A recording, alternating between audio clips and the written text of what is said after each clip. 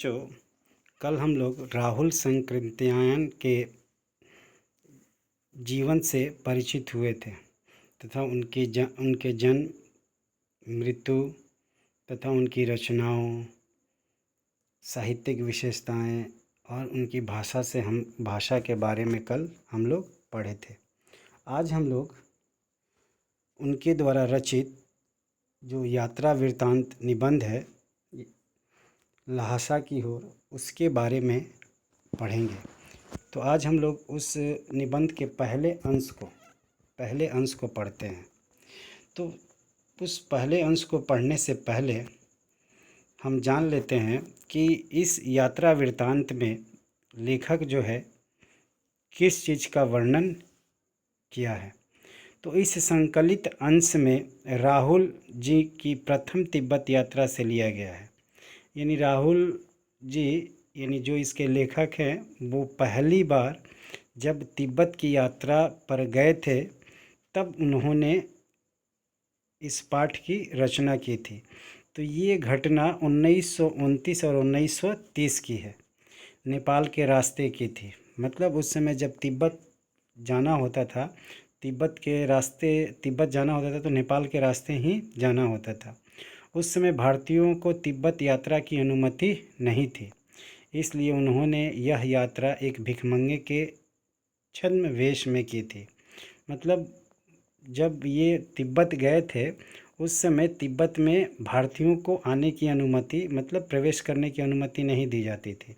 तो इसलिए लेखक जो है एक भिखमंगे के वेशभूषा में तिब्बत की राजधानी ल्हासा की ओर जाने वाले दुर्गम रास्तों का वर्णन इस पाठ में उन्होंने किया है। तो ल्हासा की ओर जाने के लिए बहुत दुर्गम मतलब बहुत कठिन जो है रास्तों का पार करना पड़ता है। तो उन्हीं रास्तों का वर्णन जो है इस पाठ में उन्होंने बहुत ही रोचक शैली में किया है। इस यात्रा वृत्तांत से हमें उस समय के तिब्बती समाज के बारे में भी जानकारी मिलती है। तो जब हम इस पाठ को पढ़ेंगे तो इस पाठ को पढ़ने से हमें तिब्बत की सामाजिक व्यवस्था के बारे में भी जानकारी मिलेगी कि उस समय तिब्बत की सामाजिक व्यवस्था जो है कैसी थी। तो आइए इस पाठ की शुरुआत हम लोग करते हैं। ल्हासा की ओर। वह नेपाल से तिब्बत जाने का मुख्य रास्ता था। नेपाल जो है तिब्बत जाने का मुख्य रास्ता था। यानी तिब्बत जाने के लिए नेपाल के रास्ते से ही होकर जाना पड़ता था। फिर कालिम्पोंग का रास्ता जब नहीं खुला था, यानी कालिम्पोंग का रास्ता जब नहीं था तो लोग जो है नेपाल के रास्ते से ही तिब्बत जाया करते थे। तो नेपाल ही नहीं, हिंदुस्तान की भी चीज़ें इसी रास्ते तिब्बत जाया करती थी। यह व्यापारिक ही नहीं, सैनिक रास्ता भी था, इसलिए जगह जगह फौजी चौकियां और किले बने हुए थे। तो वो रास्ता जो था वो रास्ता मतलब व्यापारिक यानी बिजनेस के आधार से भी, मतलब इसी रास्ते से सामान भी जो है वो आते जाते रहते थे और इसलिए बीच बीच में सैनिक चौकियाँ भी थी। चौकियाँ कहने का मतलब सैनिकों का रहने का जगह भी था, जहाँ पर सैनिक खड़ा होकर अपनी ड्यूटी किया करते थे। तो ऐसे रास्ते में बहुत सारी चौकियाँ जो है बनी हुई थी जहाँ पर सैनिक रहकर ड्यूटी करते थे, जिनमें कभी चीनी पलटन रहा करती थी।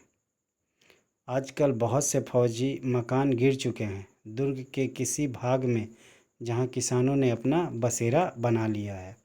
तो बता रहे हैं लेखक कि कभी इस चौकी में चीनी पलटन मतलब चीनी फौज रहा करती थी, लेकिन आजकल बहुत से फौजी मकान जो है वहाँ गिर चुके हैं दुर्ग के किसी भाग में। अब क्या हो गया है कि वहाँ किले के किसी भाग में किसानों ने अपना बसेरा मतलब किसान जो है अपने रहने के लिए आवास बना लिए हैं। वहाँ घर कुछ आबाद दिखाई पड़ते हैं। ऐसे ही परितक्यता एक चीनी किला था। हम वहाँ चाय पीने के लिए ठहरे। तिब्बत में यात्रियों के लिए बहुत सी तकलीफ़ें भी और कुछ आराम की बातें भी है। अब लेखक बता रहे हैं कि वहाँ से जब वो आगे बढ़ते हैं तो वहाँ पर एक चीनी किला था। उस चीनी किला को छोड़कर, परित्याग मतलब चीनी किला को छोड़कर जब वो आगे बढ़े वहाँ से, तो बता रहे हैं कि वहाँ पर चाय पीने के लिए ठहरे थे। और तिब्बत में यात्रियों के लिए बता रहे हैं कि तिब्बत में यात्रियों के लिए बहुत सी तकलीफ़ें भी हैं, तो और कुछ आराम की बातें भी है। तो आराम क्या है वहाँ पे? तो वहाँ जाति पाति छुआछूत का सवाल ही नहीं है। मतलब वहाँ जाति पात मतलब जाति पात नहीं है, न छुआछूत का ही कोई भेदभाव है, और न औरतें पर्दा ही करती है। और वहाँ की औरतें जो है वो पर्दे में नहीं रहती है, मतलब घूंघट नहीं करती है, और न ही जाति पाति का कोई भेदभाव है, न छुआछूत का। होता क्या है, तो बहुत ही निम्न श्रेणी के भिखमंगों को, निम्न श्रेणी मतलब निचले कैटेगरी, जो बहुत निम्न है, बहुत ही ज़्यादा मतलब गरीब भिखमंगा जो है, भिखमंगों को लोग चोरी के डर से घर के भीतर नहीं आने देते हैं। मतलब लेखक बता रहे हैं कि बहुत जो गरीब और निम्न श्रेणी का भिखमंगा है, उसी को लोग घर के अंदर नहीं आने देते हैं। नहीं तो कोई भी, तिब्बत में क्या है कि कोई भी किसी के घर भी जा सकता है बिना जान पहचान के, और घर में जाकर चाय भी पी सकता है। लेकिन जो निम्न श्रेणी के भिखमंगे हैं, उनको लोग अपने घर के अंदर नहीं ढुकने देते हैं। इसका कारण यह है कि लोगों के मन में घर के सामान चोरी होने का डर रहता है, इसीलिए निम्न श्रेणी के भिखमंगों को लोग घर में ढुकने नहीं देते थे। नहीं तो अगर आप यात्री हैं तो आप जो है किसी के घर जा सकते हैं, किसी के घर में जाकर चाय पी सकते हैं, यहाँ तक कि उनके घर के रसोई घर तक भी आप जा सकते हैं। घर के भीतर ही नहीं आने देते हैं। नहीं तो आप बिल्कुल घर के भीतर चले जा सकते हैं, चाहे आप बिल्कुल अपरिचित हो, तब भी घर की बहू या सासू को अपनी झोली से चाय दे सकते हैं। अब लेखक बता रहे हैं कि अगर आपको कोई पहचानता भी नहीं है तो आप किसी के भी घर जा सकते हैं। अगर आप बिल्कुल अपरिचित है, अपरिचित मतलब बिल्कुल अजनबी है, जिससे कि आपको कोई नहीं पहचानता है, फिर भी आप किसी के घर के अंदर जा सकते हैं, बहू या सासू को अपनी झोली में से चाय दे सकते हैं, मतलब जाकर चाय दे सकते हैं। वह आपके लिए उसे पका देगी, मक्खन सोडा नमक दे दीजिए, वह चाय चुंगी में कूटकर उसे दूध वाली चाय के रंग की बना के मिट्टी के टोटीदार बर्तन में रख कर आपको दे देगी। मतलब बता रहे हैं कि अगर आपको चाय पीने का मन है तो आप किसी के घर जाइए और वहाँ चाय दे दीजिए, तो वहाँ के लोग जो है बहुत अच्छे से, जिस तरह वहाँ पे चाय बनाया जाता है उससे वो लोग उसी तरह से चाय को पका देंगे। मक्खन सोडा नमक दे दीजिए, सब वो लोग अच्छी तरह से चोंगी में कूट कर, मतलब चोंगी में कूट कर एक तरह का पात्र होता है जिसमें उस कूट कर, जैसे हम कह सकते हैं मसाला कूटने के लिए एक लोहे का पदार्थ होता है जिसमें रख कर कूटा जाता है, या आप उसको ये भी कह सकते हैं कि आजकल बाज़ार में बहुत पत्थर के ऐसे पात्र मिलते हैं जिसमें अदरक या लहसुन जो है रख के कूटा जाता है। तो उसी तरह उसमें कूट कर दूध वाली, सब कुछ कूट कर दूध वाली चाय के रंग की बना के मिट्टी के टोटीदार बर्तन में, मतलब मिट्टी का बना हुआ बर्तन होता है, उसी बर्तन में वो चाय आपको मिल जाएगा। यदि बैठक की जगह चूल्हे से दूर है और आपको डर है कि सारा मक्खन आपकी चाय में नहीं पड़ेगा, तो आप खुद जाकर चुंगी में चाय मथ कर ला सकते हैं।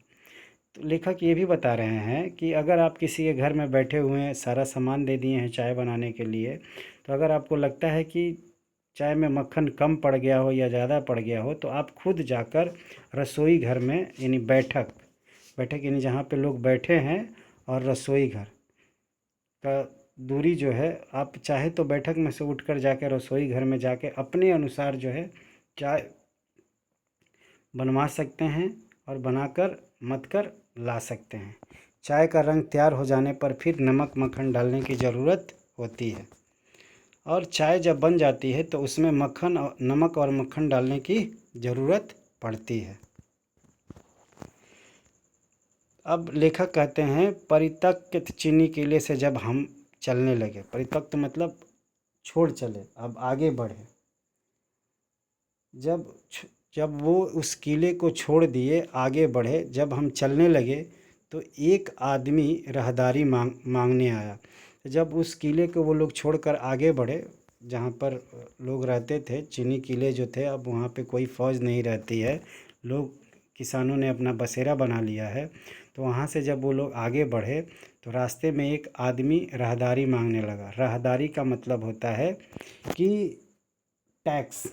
जैसे हम लोग किसी रास्ते पे जाते हैं तो जैसे टोल टैक्स देना पड़ता है ना, उसी तरह राहदारी उसको बोलते हैं कि यात्रा करने का कर। अगर हम कहीं यात्रा कर रहे हैं तो रास्ते में जब जा रहे हैं तो रास्ते का जो कर होता है, जो टैक्स होता है, उसे देना पड़ता है। तो एक आदमी जो है वो राहदारी मांगने लगा। हमने वह दोनों चीटें उसे दे दी। एक पदार्थ होता है, वस्तु होती है, वो दोनों चीटें उसे दे दी। शायद उसी दिन हम थोंगला के पहले के आखिरी गांव में पहुंच गए थे। थोंगला जगह का नाम है। तो वो बता रहे हैं कि उसी दिन हम उस गांव के आखिरी गांव में पहुंच गए थे। यहाँ भी सुमति के जान पहचान के आदमी थे।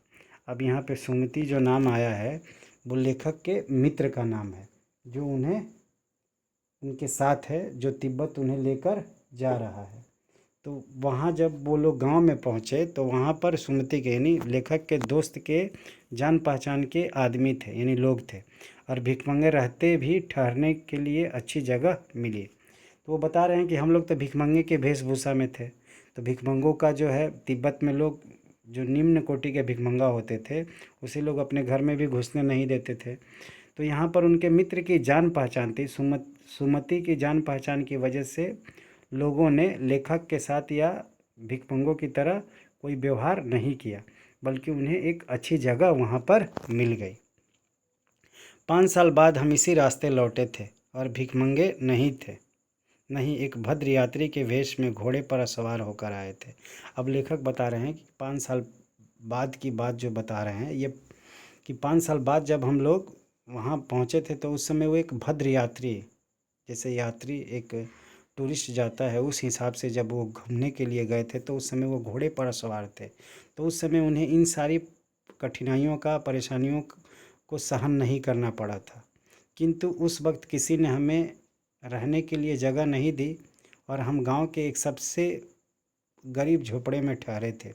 बहुत कुछ लोगों की उस वक्त की मनोवृत्ति पर निर्भर है, खासकर शाम के वक्त छंग पीकर बहुत कम होश हवास को दुरुस्त रखते हैं। वही बता रहे हैं कि अब शाम का समय था, हम लोग छंग पीकर, मतलब कोई पीने वाला पदार्थ है, जिसका लेखक इसमें जो भी, एक बात आप लोग ध्यान दीजिएगा, इसमें लेखक ने जो शब्दों का प्रयोग किया है, छंग, पोंग, थोंग, ये जो शब्द हैं, ये शब्द पहाड़ी भाषा के शब्द हैं, नेपाली भाषा के शब्द हैं। ठीक है, तो ये छंग जो है एक तरह का तरल कोई पदार्थ है, पीने वाली पदार्थ जो है, उसको पीकर बहुत कम होश हवास को दुरुस्त रखते हैं। ये पी लेने के बाद लोग जो है होश हवास में नहीं रहते हैं, बहुत कम ही दुरुस्त रखते थे, बहुत कम होश में नहीं रहते थे। तो यहाँ तक हम लोगों ने इस निबंध को पढ़ा। अब इस निबंध के अगले अंश को हम लोग अगली कक्षा में पढ़ेंगे।